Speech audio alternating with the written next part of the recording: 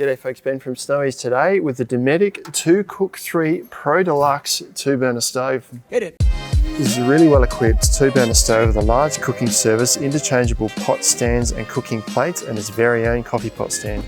Before we dive in, we've got loads more content like this on our channel, so make sure you like and subscribe below. Now let's jump into the product. So this is the Dometic Cook stove in the bag. Now it's actually Dometic Cadac Cook. Now Cadac is a brand that's been making stoves and cookware for a long time, and Dometic bought Cadac out a few years ago now, and it's now just under the Dometic brand, but it's the same stove. The very core of it is the same stove, it's just a brand name change. So where you might see Cadac Cook, it's basically the same stove as the Dometic Cadac Cook.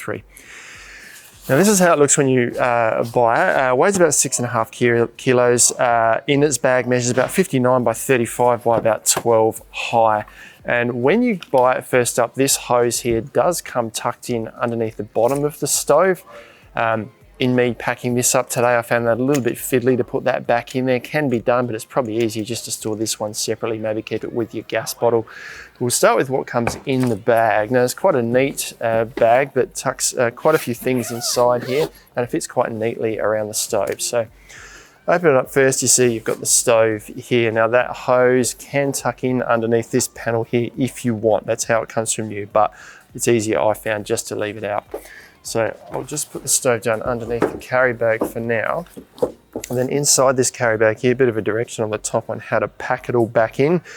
But underneath these panels here, you've got a couple of grill plates. So you've got a flat grill plate and a griddle on this side here. Now they've got little rubber feet on the bottom. We'll go into a bit more detail on those shortly, but I'll just put them aside. And then inside the bag, there's a couple of other little storage pockets. So firstly on the front here, you've got a little handle that you can use for adding and removing the griddle, excuse me, the hot plates. You've also got a little spanner here that can help to do up the gas fittings if you need. And then on the end here is another little zip pocket which contains little windshields that tuck on the side of the stove. Show you a bit more on them shortly. Now the stove itself measures, packed up like this, 54 centimeters in length, 38 centimeters from, or roughly 30 centimeters from the bracket at the back here to the front of the knob here, and about 9 centimeters in height. And when it opens up, this comes up to 35 centimeters in height, 30 centimeters in height here, but the depth goes to 35 centimeters from the front here to the back. And it's still 54 centimeters in length, but you do have the little gas fitting on the end here, which obviously extends the total length of or width of the stove. And once you attach the gas hose on that, which we'll do shortly, extends that a bit further again. But firstly, all the things that come with the stove. So a little instruction manual here, handy to keep by. Now, before I jump into the interchangeable grill plates and pot stands, I'll show you where these little windshields here go. So on the ends of the stove here, you've got 2 slits here. These go such that this is shaped this way. You can see this tucks over the edge here, and these go into these little slots. And that just pushes in there, just adds a little bit of extra wind protection, and there's one of them on each end. So they come on and off. You don't have, if you've got a calm day, obviously you don't have to put these on. They can stay off the stove, but if you have got a bit of wind, that's going to offer a little bit of extra wind protection to the flame down the bottom here. Now moving on to the really cool interchangeable features of this stove here. If we go back to the bare minimums, we've got 2 pot supports here. You can fit really large pots on here because we haven't got much restriction with the windshields on the side here. So you can fit 2 really large pots on there.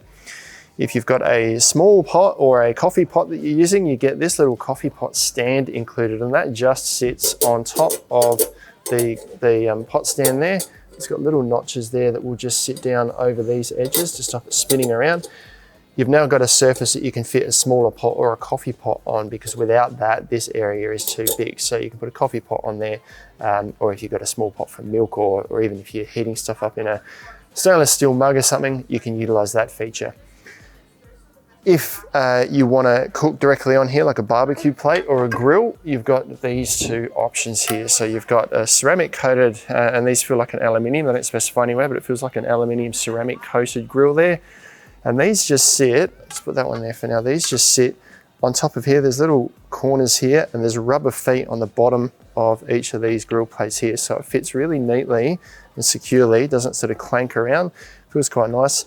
Sits in there, so we've now got a ribbed grill plate that we can cook by, or a hot plate over here, so you can do your eggs and your onion and sort of things on here if you like, and then you can cook your steak on this one here. So all interchangeable, so you can cook your pasta on one, or cook your pasta sauce on one, be cooking your meat and stuff on another. This is almost deep enough to use as like a pot for a small amount of sauce on there if you like.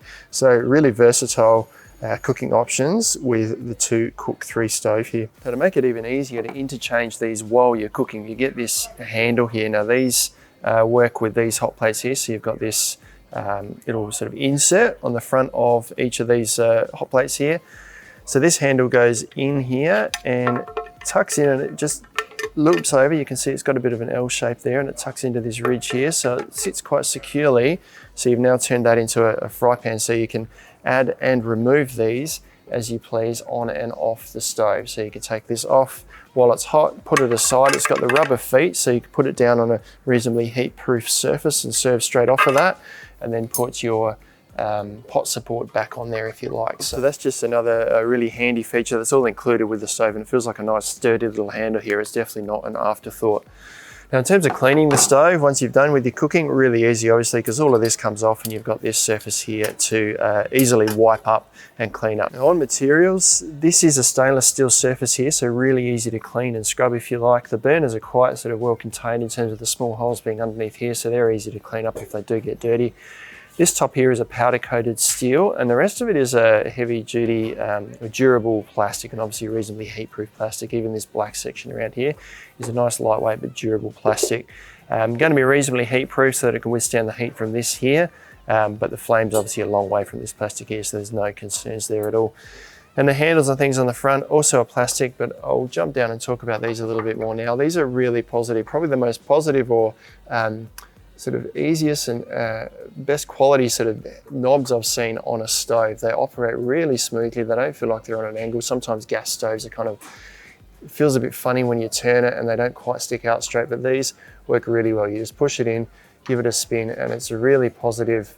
There's a stop section partway through there for half, or for when it's on, and then off, it locks into place there. Just really easy to use and really positive feeling knob.